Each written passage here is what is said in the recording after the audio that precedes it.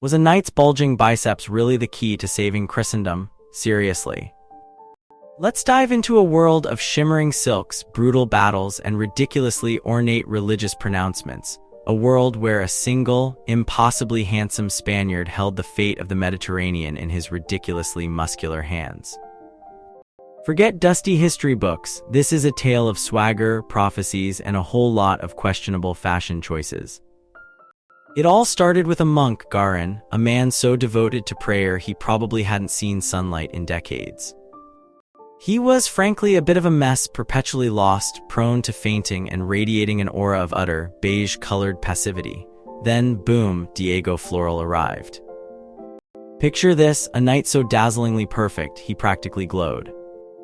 Muscles sculpted by divine intervention, a jawline sharp enough to cut diamonds, and an overall air of "I'm ridiculously good at fighting and probably shouldn't be allowed to exist." Florel was the embodiment of medieval masculinity. And crucially, he was Spanish.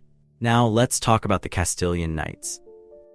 These weren't your average, brooding, sword-swinging heroes. They were practically designed for glory. Virués, the author of El Monserrate Segundo, seemed obsessed with detailing their physique. He'd wax lyrical about their impressive height, the sheer volume of their muscles, and of course, their breathtaking beauty. It wasn't just about being strong, it was about being spectacularly strong. A knight's nakedness apparently was a potent symbol, a reminder of a glorious warrior past, a connection to the legendary Diego Florel, and let's be honest, a really good opportunity to flex. But here's the twist. The Count of Barcelona, a man drowning in grief after his daughter's disappearance, decided to combat his sorrow by indulging in a serious hobby: hunting. He'd build opulent gardens, throw lavish parties, and listen to music. Basically, he embraced the epitome of refined, Italian courtly masculinity. Think velvet robes, intricate jewelry, and a dangerously charming smile. He was the antithesis of Florel, calculated, controlled, and utterly devoid of any visible muscle mass. And this is where things get delightfully bizarre. Florel, the Spanish Adonis, single-handedly saved Garin, the perpetually bewildered monk, from a tribe of cannibalistic anthropophagy in North Africa. He then proceeded to rescue the Count from a similar fate, all while delivering a series of incredibly dramatic speeches about the importance of Castilian strength. It's like a medieval action movie directed by a particularly enthusiastic Renaissance painter. Let's rewind a bit. Imagine a world obsessed with appearances, where a knight's physique was more important than his actual fighting skills. Virués, the author, wasn't just describing battles, he was crafting a carefully constructed image of Spanish heroism. He meticulously detailed Florel's physique, emphasizing his height, musculature, and overall commanding presence. The absence of similar descriptions for the Catalan characters, the Count and Garin, wasn't a coincidence. It was a deliberate choice to establish a clear hierarchy. Castilian masculinity reigned supreme. Now let's transport ourselves to Tirant Blanc, a sprawling epic that throws a whole new wrench into the mix. Francesc Aixamnes, the author, was obsessed with prophecies and the imminent arrival of a powerful king who would liberate the Greek Empire from the clutches of the Ottoman Turks. And guess who this king was? Yep, you guessed it, a member of the Crown of Aragon. Aixamnes painted a picture of this Aragonese monarch as a divinely ordained savior, destined to conquer Africa and usher in an era of Christian dominance. It was a bold declaration, a challenge to the established order, and a serious case of royal hubris. But here's the kicker: Tirant, the actual hero of the story, was, well, let's just say he wasn't exactly radiating masculine energy. He was, in fact, utterly captivated by a Muslim prince, a man named Hassan ben Pero, who, frankly, was a bit of a smooth operator.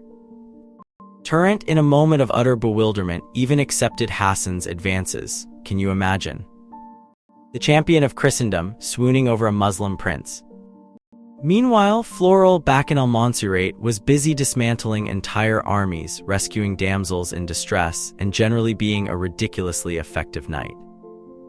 He was the embodiment of everything a medieval hero should be: strong, handsome, and utterly devoted to the cause of good. The contrast couldn't be starker, but the story doesn't end there. As the narrative unfolded, it became clear that the entire concept of masculinity was being meticulously crafted and manipulated. The Spanish knights weren't just warriors, they were symbols, representations of power, faith, and national pride. Their physical attributes weren't merely aesthetic details, they were integral to their heroic identities. Consider the figure of Lixeria, a Moorish woman who, upon witnessing the carnage of battle, decided to take matters into her own hands. She wasn't a damsel in distress, she was a fierce warrior, a skilled fighter, and a force to be reckoned with. She single-handedly challenged Captain Philadelpho, a Christian knight, and they both perished in a furious, bloody duel. Lixeria's actions demonstrated that strength and skill weren't exclusive to men, but crucially, she was ultimately defeated. Her masculine energy, her willingness to fight, was ultimately overshadowed by the established order. The contrast with Armino, Lixeria's husband, was equally telling. Armino, a passive and melancholic figure, simply succumbed to grief after learning of his wife's death. He didn't fight, he didn't scheme, he didn't even attempt to avenge her, he just died. It's a bleak reminder that in this world, passivity was often equated with weakness, and weakness was synonymous with a lack of masculinity. So, what does all this mean? It's a story about power, identity, and the construction of masculinity in the early modern period. It's about how physical appearance was used to reinforce social hierarchies, how national pride was intertwined with notions of heroism, and how the very definition of what it meant to be a man was constantly being debated and redefined. And let's not forget the prophecies. Aiximnes was convinced that a king from the crown of Aragon would rise to prominence and lead the Christian forces to victory against the Ottomans. He envisioned a future dominated by Spanish power, a future where the Castilian knight would be the ultimate symbol of strength and righteousness. But as we've seen, this vision was challenged by the reality of Tirant Blanc, a hero who was more interested in seducing Muslim princes than conquering empires. The rivalry between Castilian and Aragonese masculinity is a fascinating one. Both represented a claim to dominance in the Mediterranean, each vying to be seen as the ultimate champion of Christendom. But in the end, it was the Spanish knight with his impossibly perfect physique and unwavering dedication to the cause who emerged as the victor, at least in the minds of Virués and Aiximnes. Was it really about biceps? Or was it about something far more complex, a carefully constructed image of power, faith, and national identity? Perhaps it was a bit of both.